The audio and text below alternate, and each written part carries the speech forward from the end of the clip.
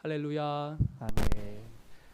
오늘은 신앙의 뼈대 세우기 시리즈 13번째 시간, 몸이 다시 사는 것을 믿습니다 라는 제목으로 하나님 말씀 전하겠습니다. 우리는 지난 1월부터 사도신경 강해를 한 고백 한 고백을 같이 나누어 오고 있었어요. 이제 마무리를 할 시점이 다가왔습니다.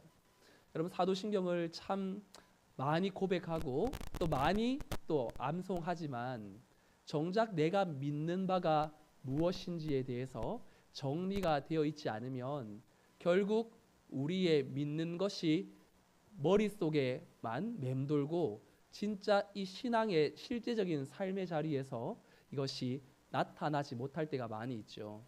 그래서 이 사도신경 한 절 한 절의 그 고백은 바로 내가 믿는 바가 무엇인지를 나타내는 그러한 고백이요, 어떤 상황과 환경이 있다 할지라도 이 고백만큼은 내가 포기하지 않는 내가 믿는 믿음의 진리라는 사실을 내 스스로에게 먼저 선포하는 바로 기독교의 교과서라고 할 수 있습니다.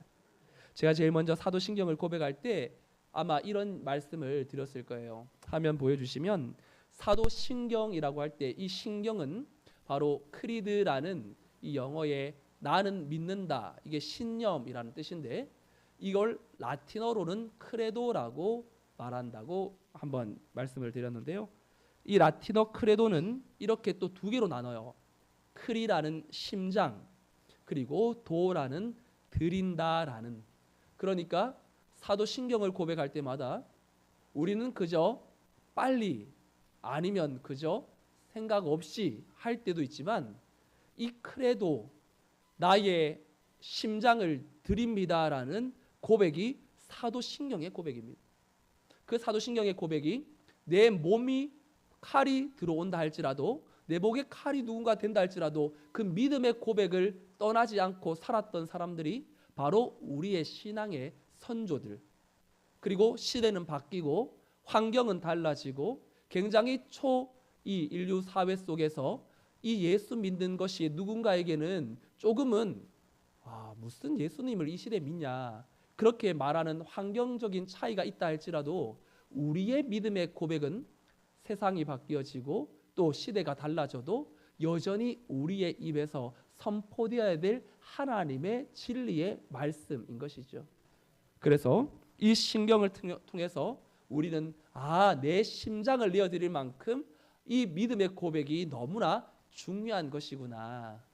그 사도신경의 의미가 또 이 사도신경 강해가 끝나고도 계속 이어질 수 있기를 주님의 이름으로 소망합니다. 사도신경에는요, 과거에 일어난 사건이 8가지가 나오고요, 그리고 현재에 일어나고 있는 사건이 4가지가 있습니다. 성령을 믿는 것과 거룩한 공예와 성도가 서로 교통하는 것과 죄를 사하여 주시는 것, 이건 지금 현재에도 우리에게 일어나는 진리인 것이죠. 그리고 미래에 일어날 일 4가지가 이제 3가지가 나오는데, 예수님을 소개하면서 그분이 저리로서 거기에서부터 산자와 죽은 자를 심판하러 오실 것이라는 한 가지의 미래의 일들, 또 하나는 오늘 나눌 몸이 다시 사는 것, 그리고 다음 주에 이 하이라이트 이제 끝으로 마무리 지을 영원히 사는 것을 믿는다라는 이 고백, 이 3가지가 미래에 일어날 이 일들입니다. 사도신경의 끝부분에 여러분, 몸이 다시 사는 것을 오늘 믿는다, 이 내용을 같이 나누려고 하는데요. 여러분, 사람이 죽으면 분리가 돼요. 뭐와 뭐가 분리가 될까요? 영혼과 육. 그렇죠. 예전에 우리 어른 한 20-30년 전만 해도 신학교에서는 3분설을 굉장히 많이 가리켰어요. 인간은 어떻게 구성되어 있는가? 인간은 혼과 영과 육으로 구성되어 있다고 해서 3분설이 지배적인 학설이었다가 최근에는 이제 2분설로 이제 바뀌었습니다. 영과 혼을 같이 묶습니다. 영혼이라는 단어. 그래서 우리는 영혼이 잘 되고 범사가 잘 되기를 원한다라는 이 영혼을 함께 이제 생각하는 그러한 것으로 영혼과 육으로 나누어지는데, 사람이 죽게 되면 몸은 썩어 없어지겠지만 이 영혼은 이제 하나님 앞에서 올라가게 되고, 그리고 예수님을 믿는 믿음에 따라서 바로 천국과 지옥으로 나뉘어지죠. 성경은 이 영혼에 대해서 그 영혼을 치리하고 심판하고 다스리는 분이 누구인지를 우리에게 마태복음 10장 28절에서 명확하게 이렇게 말하죠. 함께 읽어볼까요? 시작. 몸은 죽여도 영혼은 능히 죽이지 못하는 자들을 두려워하지 말고 오직 몸과 영혼을 능히 지옥에 멸하실 수 있는 두려워하라. 아멘.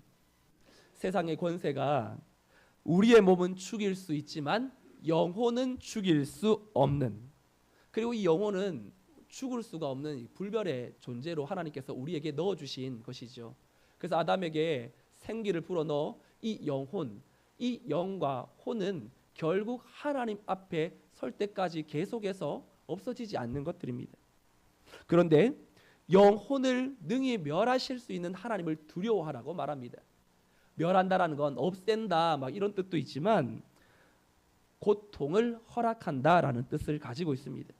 그래서 이 영혼이 고통받는 곳이 지옥이겠고, 영혼이 주님 다시 오실 때까지 영화로운 몸의 부활 승리를 얻을 때까지 그 영혼이 참된 안식과 평안과 기쁨을 누리는 곳이 천국이라고 할 수 있겠죠. 그러면 질문 하나 드리면, 여러분 몸이 다시 살아나기 위해서 거쳐야 될 과정이 하나 있어요. 여러분 새롭게 우리 몸이 부활하기 위해서 먼저 어떤 단계를 거쳐야 될까요? 우리 몸이 먼저 죽어야 되겠죠. 예. 죽음이라는 이 상황과 환경을 뛰어넘게 될 때 그 다음 부활을 논할 수가 있습니다. 그래서 이 부활은 항상 죽음을 전제하는 것인데요. 여러분 이 죽음에 대해서 우리가 먼저 좀 정립해야 될 것이 있는데, 하나님께서 이 성도의 죽음을 어떻게 보느냐, 시편 116편 15절 말씀에 하나님께서 이렇게 말씀하시죠. 함께요. 그의 경건한 자들의 죽음은 여호와께서 보시기에 귀중한 것이로다. 아멘. 경건한 자들의 죽음을 하나님께서 귀중하게 보신다고 말합니다. 여러분 죽음을 세상에서는 어떻게 평가하고 어떻게 진단합니까? 죽음을 끝이라고 여기고, 그리고 죽음은 이제 더 이상 그 이유를 생각할 수 없는 절망, 파멸, 이제 이 땅에서 마지막인 것처럼 사람들은 더욱더 이 생에 대한 이러한 욕망이 더 커지는 것은 저 내세에 대한 확신이 없기 때문에 그렇겠죠. 그런데 하나님은 성도의 죽음을 귀중하게 보시는 이유가 요한복음 3장 16절에 하나님이 세상을 이처럼 사랑하사 독생자를 주셨으니 이는 누구든지 그를 믿는 자마다 멸망하지 않고 영생을 얻게 하려 하심이라. 바로 영생을 얻는 존재가 바로 성도의 죽음 이후에 열려지게 될 상황이기 때문에 성도의 죽음이 귀중한 것이고, 그런 점에서 우리는 이 죽음을 대하는 자세가 어떻게 하면 이 땅에서 하루를 더 살까, 어떻게 하면 저 영원한 천국보다는 이 땅 가운데에 더 마음을 집중하고 뭐 더 이렇게 집착하며 살아갈까, 이런 마음이 아니라, 어쩌면 여러분 몸이 너무 힘들고 아프면 여러분들 입에서 이런 고백 나오지 않아요? 아 빨리 천국 가고 싶다, 이런 이야기 나올 때가 있죠. 그건 빨리 죽고 싶다라는 뜻보다 내가 죽은 다음에 내 삶이 끝이 아니라는 것을 그 고백을 통하여 확인하는 것이죠.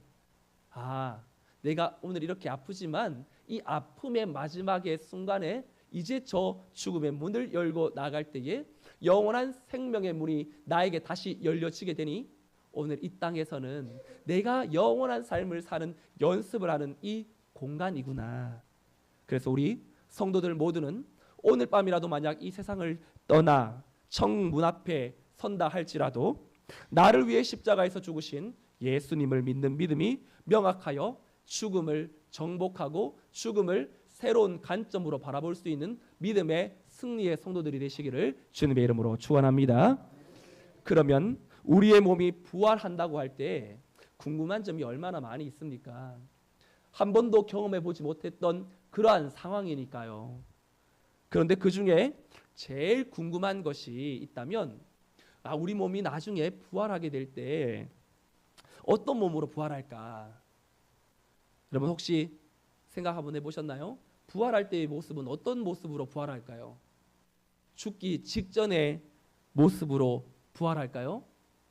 나이 들어서 너무 아파서 죽은 분들은 그때 마지막이 그 모습으로 부활한다면 부활하지 않기를 원하시는 분도 있을 것 같아요. 어떤 사람들은 가능하면 이팔 청춘의 모습으로 부활하면 제일 좋지 않습니까? 이렇게 생각하시는 분들도 있을 것 같아요. 이단들 가운데도요, 어떤 사람은 사람의 몸이 그가 살았을 때 제일 이쁘고 아름답고 멋지고 건강한 모습으로 부활한다라고 주장하는 이단도 있습니다. 만약 그렇게 본다면 여러분들은 몇 살을 원하세요? 몇 살 때 부활하시면 여러분들은 제일 그래도 이때가 제일 좋았다, 그런 때가 혹시 있기라도 혹시 하신가요? 미국의 피터 러크만이라는 이 사람이요, 몸이 부활할 때 그때의 몸을 정확하게 어떤 몸으로 부활할 것인지를 이렇게 좀 거짓 이단의 한 사람인데 이런 얘기를 합니다. 33살의 남자의 몸으로 부활할 것이다. 왜 그러냐? 이 사람이 성경을 보니까 성경에 나타난 이 천사들이 말이죠, 거의 남자처럼 등장을 하고, 그리고 대략 봐도 이 천사들이 33살쯤 보이기 때문에 그렇다는 겁니다. 그래서 예수님도 33살에 돌아가셨기 때문에 남자의 몸으로 33살의 몸으로 부활할 것이다. 만약 이런 것이 사실이라면 이 자리에 있는 우리 여성분들은 다 남자가 되는 거죠. 말도 안 되는 이게 말장난을 또 하는 모습도 이제 보게 됐는데, 여러분 이것은 왜 그렇습니까? 한 번도 경험해 보지 못했던 영역이기 때문에 굉장한 상상의 나래를 펼치면서 그 몸이 부활한다라는 것이 내게는 일어날 수, 당장은 지금 볼 수 없는 영역이기 때문에 그러한 이야기들이 많이 있는 것이죠. 바로 우리 주님께서 이 땅에 오셔서 십자가에서 달려 돌아가시고 나서 3일 만에 부활하셨어요. 그럼 여러분 부활하셨을 때 예수님의 몸은 예수님이 부활하기 전의 모습입니까? 아니면 영화로운 몸입니까? 예수님 살아 계실 때의 몸과 똑같습니까? 아니면 영화로운 몸입니까? 영화로운 몸이겠죠. 분명 인간이 가지고 있는 사람의 한계를 지니고 있는 그런 몸은 아닌 것이죠. 고린도전서 15장에 보면 우리만 이런 고민과 의문점을 가진 것이 아니라 고린도 교회 성도들도 예수님이 다시 오실 때 우리의 몸이 부활한다면 어떻게 부활할 것인가, 이것이 너무 궁금해가지고 고린도전서 15장 35절 말씀에는 이렇게 질문해요. 같이 읽어볼까요? 시작. 누가 묻기를 몸으로 오느냐 하리니. 이 고린도 교회 성도들도 결국 이 문제가 고민이 되고 또 의문점이 된 것이죠. 그래서 이 예수님께서 한 그 삶을 우리가 보면 예수님의 부활을 의심하는 제자들에게 예수님은 다시 나타나셨어요. 그리고 이 제자들에게 자신의 옆구리의 상처를 보고 손에 못자국을 보라고 말하죠. 다시 부활했지만 예수님의 몸은 그 전에 가지고 있었던 이 십자가의 상처와 흔적이 그대로 가지고 있는 걸 봅니다. 그런데 이 예수님께서 제자들에게 나타나셔서 했던 그 대화 속에 예수님이 부활했던 그 몸을 우리에게 조금 더 설명해 주고자 마태복음, 누가복음 24장 38절에서 43절은 예수님이 부활하신 후에 그 몸 상태가 어떤지를 우리에게 유추할 수 있는 그러한 대목이 있는데요. 38절부터 43절까지 한 절씩 나눠 읽어볼까요? 제가 먼저 38절을 읽습니다. 예수께서 이르시되 어찌하여 두려워하며 어찌하여 마음에 의심이 일어나느냐. 내 손과 발을 보고 나인 줄 알라. 또 나를 만져보라. 살과 뼈가 없으되 너희 보는 바와 같이 나는 있느니라. 이 말씀을 하시고 손과 발을 보이시니 그들이 너무 기쁨으로 아직도 믿지 못하고 놀랍게 여길 때에 이르시되 여기 무슨 먹을 것이 있느냐 하시니 이에 구운 생선 한 토막을 드리니 받으사 그 앞에서 잡수시더라. 아멘. 만약 주님이 부활하셨는데 육체는 없고 영혼만 있다면 음식을 먹을 수가 없겠죠. 예수님을 믿지 않는 가정에서 저희 집안도 오랫동안 이 유교 문화의 집안이었기 때문에 이 제사를 오랫동안 드렸습니다. 근데 이 제사를 지낼 때 보면 이 유교의 관습대로 이 부모님이 음식을 차려놓고 절을 하고, 예수님을 믿지 않는 사람은 안 했지만 그래도 예수님을 안 믿는 형제들은 다 절을 하죠. 그리고 나서 그 차려진 그 음식에다가 숟가락을 꽂아 놓습니다. 그럼 그것을 왜 꽂아 놓습니까? 조상의 영이 와서 잡수고 가라고. 그리고 조상들이 와서 식사할 동안에 너희들은 바깥에 나가 있으라고 이렇게 얘기를 해요. 나갔다 돌아왔는데 여전히 줄지가 않고 그대로 있어요. 아직 안 오셨나? 아니면 입맛이 없으시나? 아유, 오늘 음식 솜씨가 별로였나? 근데 그걸 다 누가 먹습니까? 이 자손들이 먹어요. 하지만 부활의 주님의 몸은 현재 우리가 가지고 있는 이 육체와 동일하지는 않지만 깊은 연관성이 있습니다. 사도 바울은 부활의 몸이 지금과 어떻게 연관성이 있고 어떻게 다른지를 고민하고 의문하고 있는 고린도 교회 성도들에게 명확하게 이렇게 말하지요. 우리 오늘 읽진 않았지만 부활장인 고린도전서 15장 37절 38절에 이렇게 고백합니다. 함께 읽어볼까요? 시작.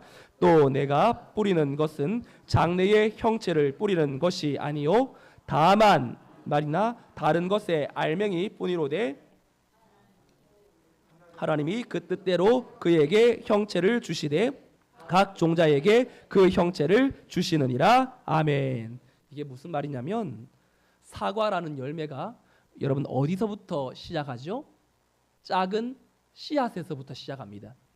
과일나무 씨앗은 작고 보잘것이 없는 그런 볼품이 없지만 그 씨앗이 자라고 열매를 맺으면 그 사과나무의 열매가 아름답고 큰 것처럼 마찬가지로 우리의 몸이 씨앗이라면 장차 다시 살아나게 될 부활체는 열매와도 같다고 할 수 있는 것이죠.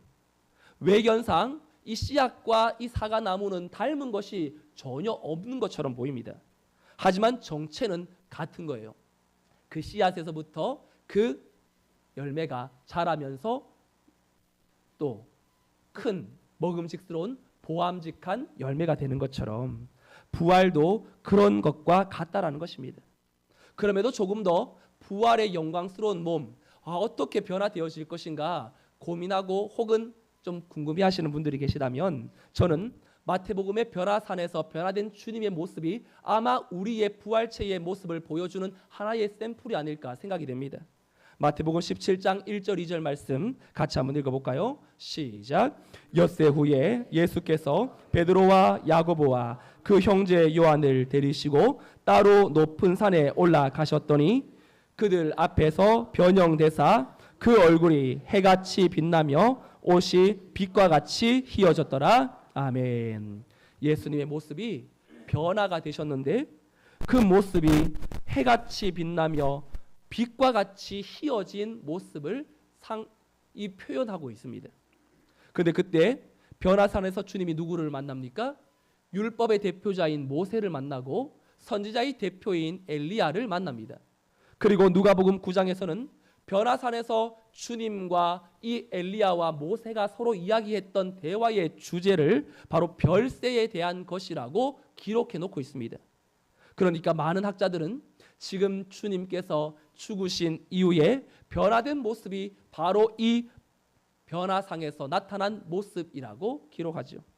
사랑하는 성도 여러분, 우리의 몸이 어떻게 변화될지 우리는 다 알지 못하지만 기대하십시오. 한번 죽고 끝날 존재가 아니라 영원한 생명을 소유한 존재로 주님이 다시 오실 때 영화로운 몸의 부활을 경험하게 되실 것입니다. 그러면 알겠는데 이제 앞으로 되어질 일이기 때문에 우리가 믿어야 되지만 그러면 이 사도신경에서 우리 몸이 다시 사는 것, 이 고백을 왜 해야 합니까? 왜 이 고백은 어떤 목적을 가지고 고백을 해야 될까? 이것이 우리에게 생각해 볼 수 있는 질문이죠. 하나님은 사도신경을 통해서 오는 성도들에게 어떤 영적인 유익을 얻기를 원하실까요? 사도 바울은 고린도전서 15장에서 정확하게 이 고백에 대한 의미, 목적에 대해서 설명해 놓는데 오늘 본문 51절부터 53절의 말씀을 우리 다시 한번 읽어보도록 하겠습니다. 시작. 보라, 내가 너희에게 비밀을 말하노니 우리가 다 잠잘 것이 아니요 마지막 나팔의 순식간에 호련히 다 변화되리니 나팔 소리가 나매 죽은 자들이 썩지 아니할 것으로 다시 살아나고 우리도 변화되리라. 이 썩을 것이 반드시 썩지 아니할 것을 입겠고 죽을 것이 죽지 아니함을 입으리로다. 아멘. 여러분, 천국에는 하나님의 영광이 가득합니다. 믿습니까? 그러면 이 땅을 살았던 우리의 몸을 그대로 천국에 간다면 하나님의 영광을 감당할 수 있겠습니까? 없지요. 그 이야기를 하는 겁니다. 주님께서 재림하실 때에 나팔 소리가 울리면서 순식간에 우리의 몸이 변화될 것이라고 말하는데 그때 이미 죽었던 무덤 속에 있는 자나 화장해서 다 타버리고 없어진 그 육체나 어떤 형태의 몸이라 할지라도 52절에서 죽은 자들이 썩지 아니할 것으로 다시 살아나고 다시는 썩지 않는 영화로운 몸으로 천국에 가득한 하나님의 영광을 누릴 만한 몸으로 하나님과 가장 이 깊은 관계를 맺을 수 있는 영광스러운 몸으로 부활하는 건데 그러면 우리가 우리의 몸이 다시 사는 것을 믿습니다. 이 고백을 통해서 하나님이 우리에게 기대하시는 것, 이 땅을 어떻게든 썩어질 육체를 가지고 살아가는 우리에게 무엇을 말씀하시는지를 알아야 되겠죠. 저는 말씀을 묵상하면서 언젠가 우리가 주님 앞에 이런 영화로운 몸으로 하나님 앞에 서게 될 것인데 이러한 사실을 알고 있는 성도의 삶은 오늘 어쩌면 이 땅에 썩어 없어져 버릴 것들에 내가 연연해하고 있는 것은 아닌지 돌아보아야 할 필요가 있습니다.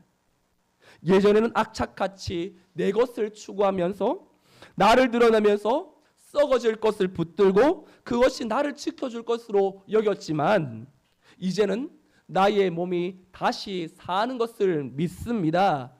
하나님의 은혜 가운데에 반드시 살아날 우리의 이 몸이 없어져 버릴 이 땅의 것에만 더 골몰하고 골똘히 생각하며 거기에 우리의 마음이 빼앗긴다면 오늘 내 몸이 다시 사는 것을 믿습니다.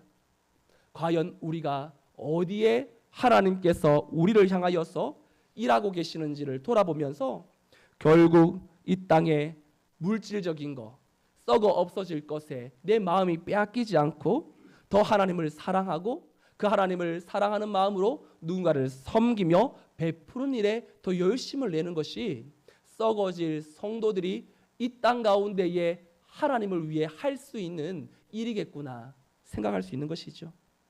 또 한 가지는 오늘 연세 연만하셔서 또는 육체의 연약함으로 육체의 한계와 고통 속에 절망하며 한숨 지으며 살아가고 있는 분들이 많이 계실 겁니다.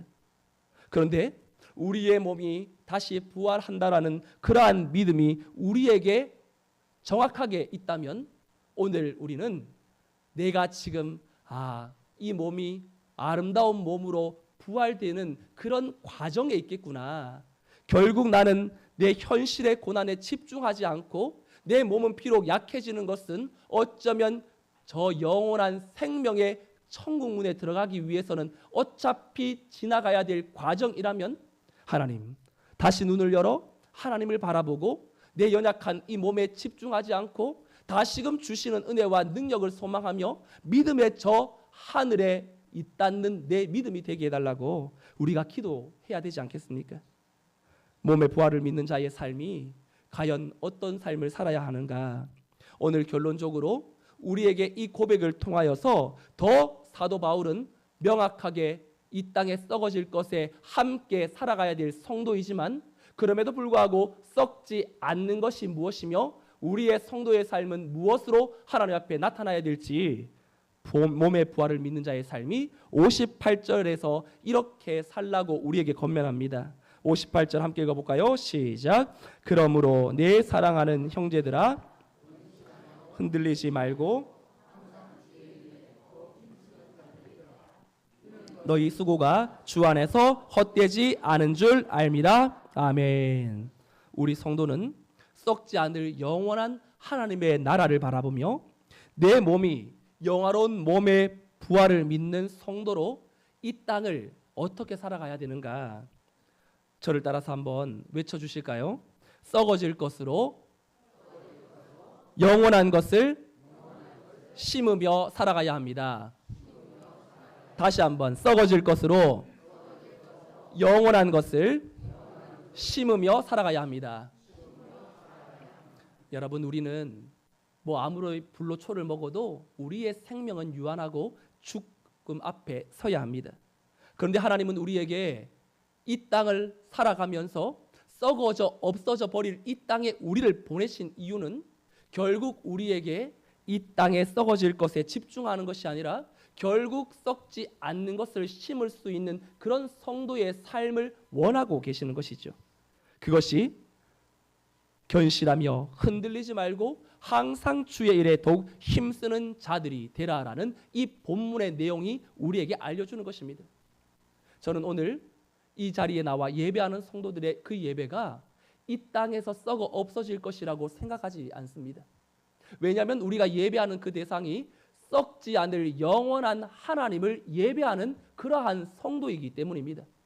하나님의 이름으로 봉사하고 섬기며 수고하고 노력하는 그러한 모든 하나하나의 행위는 우리가 볼 때에 별 의미 없이 보인다 할지라도 하나님께서 바라보실 때 그 수고와 섬김과 노력은 썩어지지 않는 하나님 나라의 하나님의 마음에 흡족한 하늘의 것으로 심는 것이 되겠죠. 손양원 목사님을 여러분들은 잘 아실 겁니다. 저는 이 목사님을 보면서 썩어질 것으로 썩지 않는 삶을 사는 것이 이런 삶이겠구나 생각하게 되었습니다. 일본 제국의 신사참배 강요에 끝까지 맞서 투쟁했던 목사님이었고 항일 독립운동가, 전라도 여수 애양원에서 이 소록도가 생기기 전까지 이 나병 환자들을 돌아보면서 구호 사업과 전도 활동에 전력하다가 6.25 때에 이 죽음을 맞이한 목사님. 그런데 이 목사님보다 더 유명한 건 그 두 아들의 이야기이죠. 그 두 아들을 죽인 그 한 사람을 양자 삼은 이 손양원 목사님의 이야기는 우리에게 참 그저 느낄 수 없는 눈시울을 붉히게 만드는 감동의 이야기인데, 손 목사님에게는 4남 3녀의 이 자제들이 있었는데 그중 첫째가 동인이고 둘째가 이제 동신이었어요. 1948년 10월 19일 여수 반란 사건에 이 두 아들이 우익 학생 단체 이 전국 학생 연맹에서 활동하고 있었는데 그것에 이를 안 좋게 보았던 반란군 안재선이라는 사람이 이 예수쟁이라는 이유로 이 두 아들을 찾아내어서 총살합니다. 당시 손양원 목사님이 애양원 교회에서 예배를 인도하고 있었는데 갑작스러운 두 아들의 순교 소식을 접하고도 모든 예배를 정상적으로 인도하며 마지막에는 감사 기도를 드렸다고 합니다. 하나님 뜻이 계셔서 제 두 아들을 불러 가신 것으로 믿고 감사합니다. 하나님, 제 두 아들을 죽인 사람 그의 생명을 보존해 주십시오. 제가 전도하겠습니다. 그가 그대로 지옥에 가서는 안 됩니다. 하나님, 저에게 그를 사랑할 수 있는 마음을 주옵소서. 두 아들의 장례식이 거행이 되고 장례 예배가 마치고 손 목사님 나오셔서 나누고 싶은 이야기 한번 이제 하시라고 그때 목사님이 했던 10가지의 감사 기도 제목은 우리를 참 많이 우리의 모습을 돌아보게 만드는 그런 기도문이었죠. 그 중에 6번째 감사 기도가 미국 유학하려고 준비하던 내 아들 미국보다 더 좋은 천국에 갔으니 내 마음이 안심되어 하나님 감사합니다. 7번째, 나의 사랑하는 두 아들을 총살한 원수를 해결시켜 내 아들 삼고자 하는 사랑의 마음을 주신 하나님 감사합니다. 여덟째, 내 두 아들의 순교로 말미암아 무수한 천국의 아들들이 생길 것이 믿어지니 우리 하나님 감사합니다. 장례식 후에 손 목사님은 너무나 감사한 마음을 담아서 하나님께 헌금을 했는데 헌금 10,000원을 했대요. 당시 손 목사님의 한 달 사례비가 80원이었는데 10,000원은 그분의 전 재산을 다 드린 것입니다. 그리고 손 목사님은 그 아들들을 죽인 이 안재선을 양자로 삼아 이름을 손재선이라고 바꾸고 나중에 목회자로 키워내는 그런 사랑의 기적을 이루어내죠. 여러분, 이것이 어쩌면 썩어질 이 세상의 한가운데에서 썩지 않는 영원한 하나님의 사랑을 가진 성도가 살아내야 될 삶의 모습이 아니겠습니까? 몸의 부활을 믿으니 그 아들이 죽은 것이 아니라 영원한 천국에 있다라는 확신으로 두 아들의 죽음을, 슬픔을 이겨낼 수 있는 믿음이 바로 오늘 우리에게 내 소중한 것을 하나님이 데려가고 가져가고 취한다 할지라도 내게 그것이 더 소중했다면 나는 이 땅에 썩어질 것에 내 마음이 빼앗겨 있었던 것이구나 를 깨닫게 하시고 썩지 않는 하나님을 더 사모하며 내가 과연 누구를 더 바라보아야 될지를 깨닫게 하시는 것이니 오늘 우리의 마음속에 내 삶에 하나님 이것만은 안 됩니다. 이것만은 반드시 지켜주셔야 됩니다. 그때 하나님이 그것 또한 하나님 앞에 내어놓을 수 있는 그런 믿음의 성도, 썩어질 것에 마음 빼앗기지 않고 영원한 하나님 나라를 소망하며 살아가니 원수도 사랑으로 품어내어 예수님을 모르니까 저렇게 잘못된 일을 행하지, 예수님을 만나면 저 사람도 하나님 앞에 바울처럼 쓰임받을 텐데 내가 그 사람을 품겠습니다. 죄와 사망으로 죽은 나도 하나님이 품어내셨으니 나도 저 사람을 품고 기도하겠습니다. 너무나 우리에게는 차원이 다른 인생이라 할지라도 원리는 같은 것이죠. 우리의 몸의 부활을 믿는 하나님 안에서 우리가 썩어질 것에 마음 빼앗기는 것이 아니라 반드시 하나님의 일하심은 여전히 우리 성도들을 통하여서 견실하여 흔들리지 말고 항상 주의 일에 힘쓰는 자들이 되라. 주의 일은 썩는 이 땅 가운데 썩지 않는 하나님의 사랑을 심는 것이고 썩는 이 시대 한복판에서 예수 생명의 이름을 부르짖으며 그분만으로 모든 것들이 다 해결될 수 있다는 사실을 내 스스로에게 먼저 선포하고 오늘 이 자리를 떠나 세상으로 나아갈 때에 하나님 오늘도 썩어 없어지는 것에 내 마음 빼앗기지 않겠습니다. 다시금 물질보다 영적인 하나님의 그 선하신 뜻에 내가 사로잡혀 하나님이 진짜 원하시는 저 하늘에 썩을 것을 심을 수 있는 믿음의 사람으로 이 한 주간도 섬기며 베풀며 사랑으로 하나님의 선하신 뜻을 이루어내겠습니다. 다짐하고 결단하는 복된 주의 권속들이 다 되시기를 주님의 이름으로 축원드립니다. 아멘. 다 같이 자리에서 일어나셔서 들은 말씀 생각하면서 오직 믿음으로 세상 흔들리고 사람들을 주를 떠나도 나는 믿음으로 살겠습니다. 고백하겠습니다.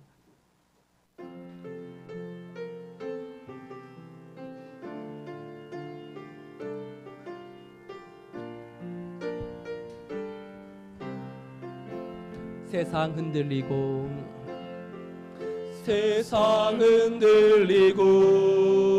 사람들은 변하여도 나는 주를 섬기리. 주님의 사랑은 영원히 변하지 않네. 나는 주를 신뢰해. 다시 한번 세상 흔들리고 사람들은 변하여도 나는 주를 섬기리. 주님의 사랑은 영원히 변하지 않네. 나는 주를 신뢰해. 오직 믿음으로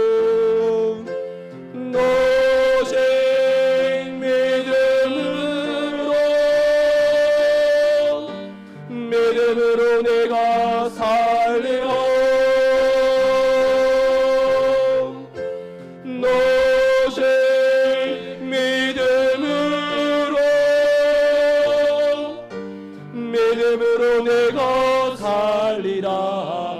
2절 고백합니다. 믿음은 들리고 사람들 주를 떠나도 나는 주를 섬기리. 주님의 나라는 영원히 쇠하지 않네. 나는 주를 신뢰해 오직 믿음으로, 오직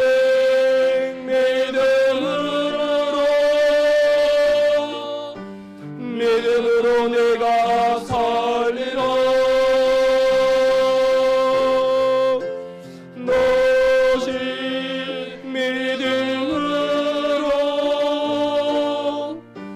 믿음으로 내가 살리라.